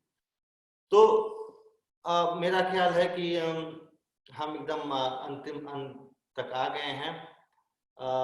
मैं आग्रह करता हूं श्री संजय सिंह राठौर जी से कि हमारे बीच जो मुख्य अतिथि के रूप में जिनका सानिध्य आज हमें मिल रहा है, अजित हर्षी जी को, आईसेक्ट पब्लिकेशन की किताबों का नए सेट की कुछ किताबें हैं, हम इन्हें प्रकाशन की तरफ से भेंट करना चाहेंगे।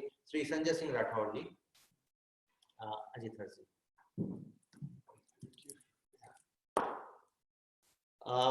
हमने लगभग साल भर से श्री मुकेश वर्मा जी के निर्देशन में एक पब्लिकेशन, आईसेक्ट पब्लिकेशन शुरू किया है। और हमारी कोशिश है कि एक हिंदी का जो प्रकाशक समुदाय है, तो दिल्ली केंद्रित न होकर दिल्ली से इतर भी थोड़ा पाठकों की निगाह जाए। और हम मेरे लिए खुशी की बात है कि हम इसमें बड़ा सफल रहे हैं। मैं आग्रह करूंगा श्री संजय सिंह राठौर जी से कि हमारे जो मुकेश शर्मा जी उपस्थित हैं, उन्हें भी आईसेक्ट पब्लिकेशन नए सेट की कुछ पुस्तकें भेंट। बहुत बहुत धन्यवाद संजय जी। यह आयोजन, विश्वरंग का आयोजन, हम सभी जानते हैं, बार बार मैं दोहराता हूं और इसलिए भी दोहराया जाना जरूरी भी है। विश्वरंग एक महास्वप्न है जिसमें आज पूरी दुनिया शामिल है। पिछले साल भारत में भोपाल में हमने विश्वरंग का आयोजन किया था, जिसमें विदेशों से रचनाकार यहाँ आए थे। मिंटो हॉल में हमने रंगारंग कार्यक्रम किया। इस बार एक साल में कोरोना महामारी वगैरह वगैरह आदि नकारात्मक खबरों के बीच में एक सकारात्मक खबर यह है कि 16 देशों में विश्व रंग का आयोजन हो रहा है। पिछले 6, 7, 8 तारीख से हम अमेरिका और नीदरलैंड, यूएई और बुल्गारिया इत्यादि देशों में, 16 देशों में विश्व रंग कर रहे हैं और वहां के लोग वहीं पे विश्व रंग का आयोजन कर रहे हैं। इस प्रकार हमने अब विश्व रंग प्लेटफॉर्म का प्रसार किया है। एक तरह से यह जो महास्वप्न श्री संतोष चौबे जी ने देखा है, कथा देश के प्रधान संपादक भी हैं, आभार के सबसे पहले अधिकारी हैं। सबसे पहले धन्यवाद ज्ञापन में मैं श्री संतोष चौबे जी का नाम लूंगा, कुलाधिपति रविन्द्रनाथ टैगोर विश्वविद्यालय। दूसरे क्रम में, हालांकि दूसरा क्रम और पहला क्रम ऐसा नहीं कहना चाहिए, आईसेक्ट पब्लिकेशन के निर्देशक, हालांकि ऐसा कोई औपचारिक पद नहीं है, लेकिन हम जो फूंक के कदम रखते हैं, तो श्री मुकेश वर्मा जी, उनका दिशा निर्देश हमें मिलता आया है। वरिष्ठ कथाकार हैं, वनमाली सृजन पीठ भोपाल के अध्यक्ष हैं। आज पारिवारिक किसी समारोह की वजह से यहाँ उपस्थित नहीं हुए हैं, किंतु उन्होंने अपनी टिप्पणी दर्ज कराई है। बहुत बहुत बधाई और शुभकामनाएं। दूसरी टिप्पणी फिर दर्ज कराई है, मुकेश शर्मा जी के लिए है, बहुत अच्छा प्रभावी पढ़ रहे हैं। बहुत बहुत धन्यवाद मुकेश वर्मा जी। एक आप सब जानते हैं कि कोरोना महामारी की वजह से हमने यह पूरा कार्यक्रम एक डिजिटल प्लेटफॉर्म पे किया है। जो हमारे तकनीकी सहयोगी हैं उनके सहयोग के बिना यह नामुमकिन सा था। मैं एक बार उनका नाम लेकर यह धृष्टता करूंगा, लेकिन यह धन्यवाद ज्ञापन का एक औपचारिक तरीका है। उससे पहले मैं अपने साथी श्री संजय सिंह राठौर जी का आभारी हूं, जो प्रत्यक्ष रूप से, अप्रत्यक्ष रूप से, बल्कि से यूं कहें कि परोक्ष रूप से और अपरोक्ष रूप से पर्दे के आगे पर्दे के पीछे बहुत महत्वपूर्ण भूमिका हमारे लिए अदा करते हैं। श्री संजय सिंह राठौर जी का मैं बहुत शुक्रगुजार हूं। हमारी जो लंबी चौड़ी तकनीकी टीम है उनमें नाम लूं तो सबसे पहले वेंकटरमन अय्यर जी का मैं आभारी हूं, प्रशांत सोनी जी का, देवेंद्र देवनानी जी, महीप निगम जी, संजीव शर्मा जी, रोहित श्रीवास्तव जी, रमेश विश्वकर्मा जी, सौरभ अग्रवाल जी, आशीष पोद्दार जी, उपेंद्र पाटने जी, और एक लंबी चौड़ी टीम है जो दिन और रात और सुबह और शाम हमारे एक कॉल पर अपनी पूरी तकनीकी दक्षता के साथ हमारे साथ उपस्थित हो जाती है। मैं आप सबका हृदय से आभारी हूँ। कल फिर हम इसी समय उपस्थित होंगे एक नई कहानी के साथ, एक हमारे नए अतिथि के साथ। आप सबका आप सबकी उपस्थिति वांछित रहेगी। मैं तहे दिल से प्रतीक्षा करूंगा। अब आप लीव कर सकते हैं। बहुत बहुत धन्यवाद।